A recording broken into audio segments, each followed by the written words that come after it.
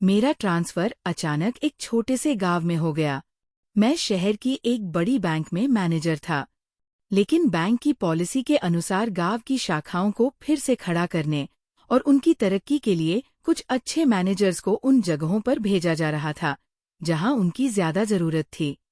इसी वजह से मेरा ट्रांसफर एक छोटे से गांव में हुआ। गांव पहुंचने पर किस्मत से मुझे रहने के लिए एक कमरा मिल गया। वो थोड़ा पुराना और साधारण था, पर मेरे लिए काफी था। 2 दिन बैंक की छुट्टी होने से मुझे अपना सामान सेट करने और कमरे को सेट करने का समय मिल गया। सुबह ही मैं एक अपना सामान लेकर कमरे तक पहुंचा। ड्राइवर के साथ उसका मददगार एक छोटा लड़का भी था, जिसने सामान उतारने में मदद की। मेरा सामान भी सामान नहीं था। कुछ कपड़े, रोजमर्रा की चीजें और थोड़ा बहुत फर्नीचर। मैंने उन्हें पैसे दिए और वे चले गए। मैंने धीरे धीरे कमरे की सफाई शुरू की। कमरा पुराना था, इसलिए कोनों में धूल जमी थी और जाले भी लगे थे। मैं झाड़ू लगा रहा था, तभी दरवाजे पर टकटक की आवाज हुई। मुझे लगा कि शायद आवाज कहीं और से आ रही होगी, तो मैंने नजरअंदाज कर दिया। लेकिन फिर से आवाज आई। मैंने हैरान होकर दरवाजे की तरफ देखा तो वहां एक औरत खड़ी थी। उसके हाथ में एक थैली थी और वो सादगी से बोली, नमस्कार, मेरा नाम राधिका है। मैं पड़ोस के घर में रहती हूँ। उसकी आवाज शांत थी, पर मैं थोड़ा असहज हो गया था। नया गांव, नए लोग और अचानक कोई आकर अपना परिचय दे रहा था। ये मेरे लिए थोड़ा अजीब था। कुछ पल के लिए मैं उसे कुछ भी नहीं कह पाया। उसे मेरी घबराहट समझ आ गई तो उसने ही बात आगे बढ़ाई। मैं यहीं रहती हूँ। आप बैंक में काम करने आए हैं ना? ये हमारे गांव की ही बैंक है। साहब, अगर आपको किसी चीज की मदद चाहिए तो मैं मदद कर सकती हूँ। मैंने मुस्कुराकर उसे धन्यवाद कहा। उसने मुझे पानी के बारे में बताया। यहाँ सुबह 6 बजे पानी आता है और 6-8 बजे चला जाता है, इसलिए आपको रोज पानी भरकर रखना होगा। ये सुनकर मुझे थोड़ी हंसी आ गई, क्योंकि मुझे अभी पानी लाना था और मैंने कोई तैयारी नहीं की थी। उसने पूछा, क्या आपको अभी पानी चाहिए? मैं सिर हिलाया और वो पानी लाने चली गई। उसके जाने के बाद मैं फिर से सोचने लगा, कौन होगी ये राधिका? लेकिन मुझे पता था कि गांव के लोग बहुत मददगार होते हैं, इसलिए मैंने ज्यादा नहीं सोचा। मैं अपना सामान सही से लगा रहा था। कमरे में शांत और अपनत्व भरा माहौल महसूस हो रहा था। दीवार में ही एक छोटी सी अलमारी थी, मानो कमरे का ही एक हिस्सा हो। उसमें मैंने अपना कुछ सामान रखा। उसी अलमारी में एक छोटे संदूक में मैंने अपने कपड़े सरीखे से रखे। कमरा छोटा होने के बावजूद भी हर चीज सरीखे से रखी हुई थी, जैसा कि मुझे पसंद है। वहीं पर एक छोटा सा बाथरूम भी था, जिसकी दीवारों पर मैंने कुछ चीजें रख दी। ऐसा लग रहा था मानो वो बाथरूम मेरी रोजमर्रा की जरूरतें पूरी करने के लिए ही बना हो। अचानक मैं होश में आया तो देखा कि वह औरत दरवाजे पर खड़ी थी, बिल्कुल वैसी ही जैसी वो पहले दिखी थी। लेकिन अब उसकी कमर पर पानी का एक घड़ा था। उस घड़े का भार उसकी पतली झुकी हुई कमर पर झलक रहा था। वो थोड़ी झुकी हुई थी, मानो उसका मन ही मुझे पानी देने के लिए बेचैन हो। साहब, मुझे पता है कि आपको पानी की जरूरत होगी, लेकिन मेरे पास ज्यादा पानी नहीं है। बस एक ही घड़ा है जो मैं आपको दे सकती हूँ। इसी में दिन बिताइए, सुबह पानी आ जाएगा, उसने सादगी से कहा। मैंने उसका शुक्रिया अदा किया और उसकी तरफ 2-4 कदम बढ़ा। उसकी हंसती हुई आंखों की खूबसूरती मुझे एक पल के लिए ये भुला रही थी कि मैं सिर्फ पानी लेने जा रहा हूँ। उसकी झुकी हुई कमर से वो घड़ा नीचे उतारने का पल ऐसा था मानो समय ही थम गया हो। मैंने उसके हाथ से घड़ा लिया और उसे अंदर रख दिया। ये जगह गांव के बाथरूम की तरह ही छोटी थी, बस एक दीवार से अलग की हुई थी। मैं मन में सोच रहा था कि गांव के ये कमरे भले ही कितने भी छोटे क्यों ना हो, वे इतने खास क्यों लगते हैं। उस पल उसके झुके हुए शरीर की सुंदरता मेरी आंखों के सामने थोड़ी धुंधली हो रही थी। वो औरत अब भी वहीं खड़ी थी, उसके चेहरे पर एक शांत और समझदारी का भाव था। साहब, कोई बात नहीं। आप यहाँ नए हैं, किसी को नहीं जानते। अगर कुछ चाहिए हो तो मुझे बताइएगा। वो धीरे से बोली। मैं उसकी तरफ देख रहा था। धन्यवाद कहते हुए उसकी नज़र एक बार फिर मुझ पर ठहर गई। अब वो धीरे धीरे मुड़ी।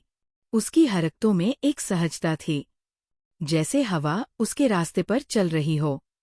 उसे देखता ही रह गया। उसकी खूबसूरती ऐसी थी मानो उसे भगवान ने बहुत फुर्सत से बनाया हो।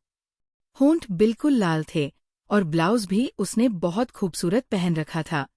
उसमें उसका शरीर बहुत लुभावना लग रहा था। उसके सुडौल शरीर में कुछ ऐसा था कि उसे शब्दों में बयान करना मुश्किल था। उसकी पतली कमर और मजबूत बाहें जो गाँव की औरतों की कड़ी मेहनत से भरी हुई थी, और उस मेहनत में छिपी हुई उसकी खूबसूरती मानो एक अप्सरा ही सामने खड़ी हो। वो चली गई, फिर भी मैं दरवाजे की तरफ ही देखता रहा, जैसे उसकी सुंदरता और उसके निस्वार्थ स्नेह का प्रभाव मेरे मन पर हमेशा के लिए अंकित हो गया हो। थोड़ी देर मैं वैसे ही खड़ा रहा। उसकी हर हरकत की तस्वीर मेरी आंखों के सामने अब भी साफ थी। लेकिन कुछ देर बाद मैं होश में आया और फिर से अपने काम में लग गया। कमरे का सामान ठीक करते करते समय कैसे बीत गया पता ही नहीं चला। मैंने फटाफट अपना सारा काम खत्म किया और थोड़ी देर आराम करने के लिए एक छोटी सी चटाई और चादर बिछा ली। उस पर लेटकर मैंने एक सुकून की सांस ली। थोड़ी देर आराम करने के बाद मैं तरोताज़ा हो गया। मैंने अपने साथ लाया हुआ अखबार खोला और पढ़ने लगा। मेरा मन अखबार के शब्दों में उलझा हुआ था। लेकिन थोड़ी ही देर में एक जानी पहचानी परछाई फिर से दरवाजे पर दिखी। ये वही औरत थी। इस बार उसने दरवाज़ा नहीं खटखटाया, बस हल्के से खांसकर अपनी मौजूदगी का एहसास कराया। मैंने उसकी तरफ देखा और वह मुस्कुराकर बोली, साहब, क्या मैं आपके लिए खाना ले आऊं? मैंने हंसकर जवाब दिया, नहीं, मैं अपना सारा सामान लेकर आया हूं। मुझे खाना बनाना आता है, मैं खुद बना लूंगा। वो एक पल के लिए रुकी। उसकी आंखों में उत्सुकता और चिंता थी। वो बोली, ठीक है, क्या मैं आपके लिए कोई सब्जी ला दूं? मैंने उसे कोई जवाब नहीं दिया क्योंकि मेरा ध्यान उसके हाथों पर गया। उसने अपनी साड़ी के एक कोने में कुछ लपेटा हुआ था। वह धीरे से साड़ी खोलते हुए बोली, ये मैं आपके लिए ताज़ी मेथी की सब्जी लाई हूं। गाँव की है। उसकी आंखों में प्यार और अपनत्व था। उसने मेथी का वह गट्ठा मेरी ओर बढ़ाया, मानो उसके दिल की ममता उन पत्तियों में उतर आई हो। उसके इस स्नेह भरे भाव से मेरा मन हल्का हो गया। मैं धीरे धीरे उसके पास गया और उसके हाथ से वह मेथी की सब्जी ले ली। उसके कोमल हाथों से वो गट्ठा लेते हुए मेरा मन खुशी से भर गया। मैंने उसे फिर से धन्यवाद दिया और वो प्यारी सी मुस्कान देकर चली गई। उसके जाने के बाद मैंने खाना बनाना शुरू किया। मेथी की सब्जी ताज़ी और हरी भरी थी। मैंने उसे मन लगाकर बनाया और खाना खाया। सच कहूं तो उस सादे खाने का स्वाद ही कुछ और था। ताज़ी सब्जियों से गाँव की मिट्टी की खुशबू आ रही थी। रात में मुझे बहुत अच्छी नींद आई। अगले दिन सुबह मैं 6 बजे उठा। उस औरत ने जैसा कहा था, पानी आ गया था। मैंने फटाफट पानी भर लिया। मुझे पता चला कि गाँव में पानी आने का समय सीमित होता है, लेकिन शहर में 24 घंटे पानी मिलने की आदत अभी भी मेरे मन में थी। फिर भी मैंने ये सच्चाई स्वीकार कर ली कि इस नई जगह पर मुझे सब कुछ ढालना होगा। आज मेरी छुट्टी थी। फिर भी मैंने प्रेस किए हुए कपड़े पहने और दिन की तैयारी की। फिर मैं बैंक की ओर निकल पड़ा। आते समय मैंने बैंक की जगह देख ली थी। वहां पहुंचकर मैंने देखा कि बैंक बंद थी। मेरे पास बैंक की चाबी नहीं थी, लेकिन मैं सोच रहा था कि यहाँ से काम कैसे होगा। बैंक के चारों ओर कुछ नींबू और बादाम के पेड़ थे। मौसम बहुत अच्छा था। बैंक छोटी होने के बावजूद उसमें कुछ खास लग रहा था। खिड़की बंद थी। अगर वो खुली होती तो मैं अंदर झांक कर जरूर देखता। आसपास कुछ छोटी छोटी दुकानें थीं, जहां गांव के लोग अपना काम कर रहे थे। उस बैंक को देखकर मुझे सुकून मिला, क्योंकि अब मुझे यहीं काम करना था। माहौल शांत, सुहावना और नया था, मानो गाँव ने मुझे खुद में समा लिया हो। इस गाँव की छोटी छोटी चीजों में भी एक अलग ही सुंदरता और सादगी थी, जिसने मेरे मन को मोह लिया था। बैंक के पास ही एक छोटा सा होटल था। इतनी भागदौड़ के बाद मुझे थोड़ी भूख लगी थी, इसलिए मैं सीधे उस होटल में चला गया। वो एक साधारण होटल था, जो गाँव के माहौल में अच्छी तरह से घुल मिल गया था, लेकिन उसका जादू कुछ अलग ही था। वहां जाकर मैंने जी भर के नाश्ता किया। गर्मा गर्म पोहे और चाय पीने के बाद पेट भी भर गया और मन भी खुश हो गया। दिन का मजा लेने के लिए मैं वहीं पर काफी देर तक समय बिताता रहा। आसपास के लोग और उनकी बातचीत देखते हुए मैं गाँव की शांति का एक नया अनुभव ले रहा था। शाम को मैं वापस अपने कमरे पर आया। दिन भर घूमने की वजह से थोड़ी थकान महसूस हो रही थी। मैं जल्दी ही सो गया। नींद ऐसी लगी कि रात का समय कब बीत गया पता ही नहीं चला। अगले दिन सुबह मैं उठा और फटाफट तैयार हुआ। आज बैंक में मेरा पहला दिन था, इसलिए मन में थोड़ी उत्सुकता और खुशी दोनों थी। मैं बैंक पहुंचा तो सबने मेरा बड़े प्यार से स्वागत किया। वहां ज्यादा लोग नहीं थे, लेकिन उनका प्यार और अपनापन तुरंत महसूस हो गया। उन्होंने मुझे बताया कि बैंक में चीजें कहाँ रखी हैं और उन्हें कैसे इस्तेमाल करना है। मैं उत्साह के साथ अपने काम में लग गया। शाम को 5 बजे काम खत्म हुआ और मैं वापस रूम पर आया।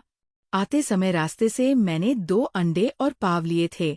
मैंने तय कर लिया था कि आज अंडों की बढ़िया भुर्जी बनाऊंगा। कमरे में आते ही तड़के की खुशबू से कमरा भर गया। मैंने भुर्जी बनाई और पाव के साथ खाने बैठ गया। तभी वह औरत फिर से आ गई। दरवाजा खुला था, इसलिए वो अंदर आ गई। मैंने उसके चेहरे की तरफ देखा तो उसकी नज़र में कुछ कहने की इच्छा साफ झलक रही थी। उसके बोलने से पहले ही मैंने कहा, आइए ना खाना खाइए। वो हल्का सा मुस्कुराई और बोली, आप खाइए। उसके इन शब्दों ने मेरे मन पर गहरा असर डाला। मैंने उससे कहा, बैठिए ना, और उसने कुर्सी की तरफ देखा। वो कुर्सी बैठने के लिए ही थी, लेकिन शायद वह संकोच कर रही थी। मैंने फिर से जिद की, बैठिए ना। वह धीरे से कुर्सी पर बैठ गई और उसने बात शुरू की। आज उसने एक नीले रंग की साड़ी पहनी हुई थी और उस पर एक लाल रंग का ब्लाउज था। उस साधारण लिबास में भी उसकी सुंदरता बहुत खिल रही थी। उसकी सादगी में एक अनोखा आकर्षण था। थोड़ी देर बाद वो थोड़ी गंभीर हुई और बोली, अरे, मुझे आपसे एक काम था। उसके बोलने के अंदाज में एक अलग ही बात थी। मुझे हैरानी हुई। मैं मन ही मन सोचने लगा कि इस औरत को मुझसे क्या काम होगा। मैं तो इस गांव में नया था, किसी को जानता भी नहीं था, इसलिए ये सब मेरे लिए नया था। मैंने उसकी बात समझी और पूछा, हाँ बताइए, क्या काम है? वो थोड़ी देर शांत रही और फिर एक लंबी सांस लेकर बोली, हमारे। ये जैसे ही उसके मुंह से हमारे ये शब्द निकला, मैं समझ गया कि वो अपने पति के बारे में कुछ बताने वाली है। वो आगे बोली, हमारे इनको कोई काम नहीं है, दिन भर घर पर रहते हैं, शराब पीकर इधर उधर घूमते रहते हैं। अगर आपके बैंक में उन्हें कोई छोटी मोटी क्लर्क या चपरासी की नौकरी मिल जाए तो बहुत अच्छा होगा। उसके बोलने में एक दर्द और निराशा महसूस हो रही थी। उसे अपने पति की फिक्र थी, उसके भविष्य की चिंता थी। उसकी बातों में ममता, चिंता और उम्मीद की भावना थी।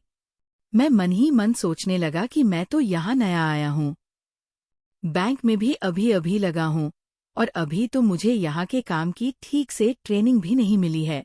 बैंक के काम के लिए लोगों की कमी नहीं थी, और जो काम था उसके लिए सही लोग पहले से ही थे। फिर भी उसके चेहरे को देखकर उसकी आंखों में एक अलग ही उम्मीद थी, जो मुझे मना करने की इजाजत नहीं दे रही थी। इसीलिए मैंने उससे कहा, हाँ जरूर, अगर कोई जगह हुई तो मैं तुम्हारे पति को नौकरी दिलाने की पूरी कोशिश करूंगा। ये शब्द सुनते ही उसके चेहरे पर एक मुस्कान आ गई। उसकी मुस्कान देखकर मेरा मन थोड़ा हल्का हुआ। मैं अपना खाना खा रहा था और मैंने जानबूझकर उससे पूछा, क्या तुम्हें अंडा पाव पसंद है? वो तुरंत बोली, हाँ, खाती तो हूँ, लेकिन आज मेरा उपवास है। उसके लहजे में एक हल्की सी नज़ाकत थी और उसमें उसने मुझे आसानी से जवाब दिया। मैंने कहा ठीक है, कभी बनाऊंगा तो जरूर खाने आना। उसकी आंखों में एक भरोसा दिखा और वो बोली हाँ जरूर। उसकी बातचीत में खुलापन, उसकी सहजता और उसके शरीर पर पहनी हुई साधारण लेकिन लुभावनी नीले रंग की साड़ी, यह सब मुझे विचलित कर रहा था। कभी वो साड़ी और कभी उसकी मासूम मुस्कान, सब कुछ मानो मेरा ध्यान खींच रहा था। उसके शरीर पर उस साड़ी की सुंदरता, वो लाल रंग का ब्लाउज और उन कपड़ों से साफ दिखाई देने वाला उसका सुडौल शरीर, सब कुछ लुभावना था। उसकी बातों में एक अलग ही आकर्षण था। वो सहजता से बातचीत कर रही थी और हर बार कुछ ना कुछ नई बात निकालकर बोलती रहती थी। इस वजह से उसका वहां रुकना सहज हो गया था। मुझे थोड़ी ही देर में महसूस हुआ कि वह सिर्फ बात करने के लिए नहीं, बल्कि शायद अपने पति की नौकरी के लिए मुझसे बातचीत कर रही है। क्या वो सिर्फ मेरी ऊपरी तौर पर परवाह कर रही है? मैंने खुद से ही कहा। थोड़ी देर बाद आती हूँ, कहकर वह चली गई और मैं कमरे में अकेला बैठ गया। उस रात मुझे नींद नहीं आ रही थी। जगह नई थी, लेकिन उस नई जगह के अकेलेपन में वह सुंदर औरत मेरे दिल पर राज कर रही थी। उसकी मीठी मुस्कान, उसकी सॉफ्ट और नाजुक हरकतें और मुझसे बात करने का उसका तरीका, सब कुछ मेरा ध्यान भटका रहा था। मैं लेटा हुआ था, लेकिन मेरी आंखें बंद होने पर भी उसकी तस्वीर मेरी आंखों के सामने आ रही थी। उसका वह लुभावना रूप, उसकी आंखों की भावनाएं, उसका वो पानी का घड़ा लेकर आना और उसकी पूछताछ, ये सब मेरे दिमाग में घूम रहा था। 2-4 दिन ऐसे ही बीत गए। अब संडे था और मेरी छुट्टी थी। सुबह मैं थोड़ा देर से उठा था और इस वजह से नल का पानी भरना छूट गया था। मैं दरवाजे पर आकर इधर-उधर देखने लगा कि वो कहीं दिख जाए, लेकिन वो नहीं दिखी। मन में ख्याल आया,